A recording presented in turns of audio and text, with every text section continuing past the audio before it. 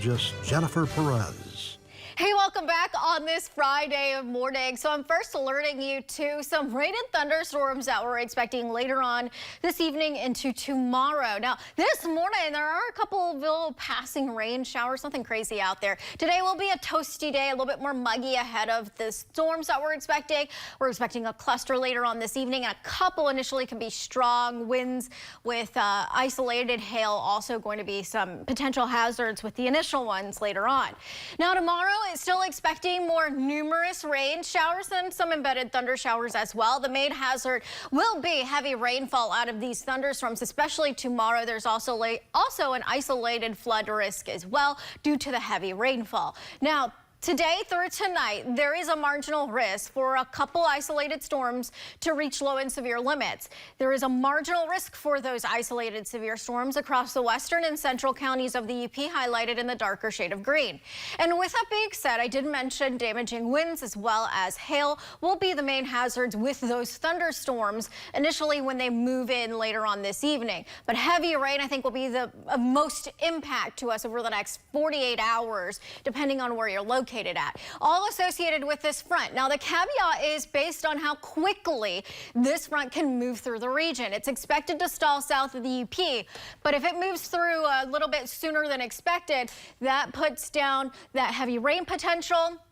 It also brings down that flooding potential as well. Now, this morning, it's just a few of these little isolated passing rain showers. A couple of them are a little bit more heavy in intensities over in basically eastern Ontonagon County, right over Stannard. You're seeing a nice little downpour at this moment this morning and west of Duncan. So let's time things out here for you, because there's still a little model inconsistency on the exact timeline, but generally this evening into tonight, I'm going to show you two different models, all right? This is our in-house model. This is this morning, and that fizzles out. Most of the day's kind of sunny and warm and toasty. Here comes that cluster of thunderstorms, though, that initial one. This is 9 o'clock tonight over in the western UP. This one, as it moves in, could produce some severe hazards, and then it gradually fizzles out and weakens by about midnight as it moves into the central UP. It pushes out. Then tomorrow comes that second round. This is midday tomorrow. More numerous rain showers will be around with embedded thunderstorms as well, heavy rainfall. And then right now, Sunday's trending drier. Now, here's a look at the high resolution model. Similar time period, a few of those passing rain showers this morning. And here's that first cluster of thunderstorms. The high res is bringing it in earlier this evening, right around 7 p.m. as compared to our in-house model at around 9 p.m. So generally evening hours through tonight, really based on how quickly that cold front's going to be moving in. And then it fizzles out, that first cluster.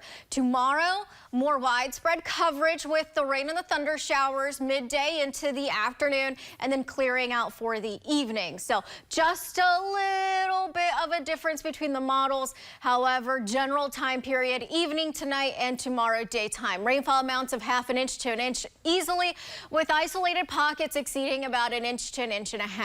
Outside of that, ahead of all of that, it'll be a little steamy out there with upper 80s in our interior areas and along the Wisconsin state line. Lower 80s expected along the shorelines. If you're curious, today's air quality index is going to be at a moderate level. And here's your 7-day forecast, a little cooler for the weekend. Sunday, initially, a few passing rain showers in the southern